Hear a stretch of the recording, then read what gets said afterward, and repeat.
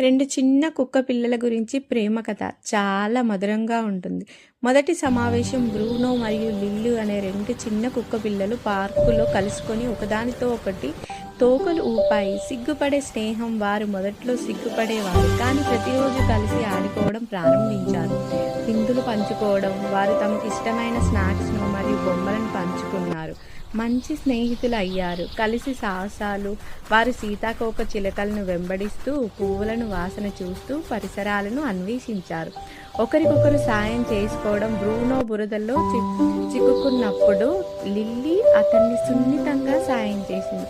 పెరుగుతున్న బంధం వారి స్నేహం ప్రేమగా మారింది, మరియు వారు ప్రతి చోట పక్కనే ఉన్నారు. Happily together. బ్రూనో మరియు లిల్లు విడదీయరాని వారయ్యారు. సంతోషంగా జీవిస్తూ ప్రతిరోజు ఆడుకుంటున్నారు.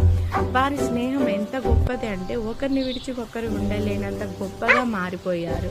ఈ నిజమైన ప్రేమ కథ ఎంత స్వచ్ఛమైనదంటే వారి నిజమైన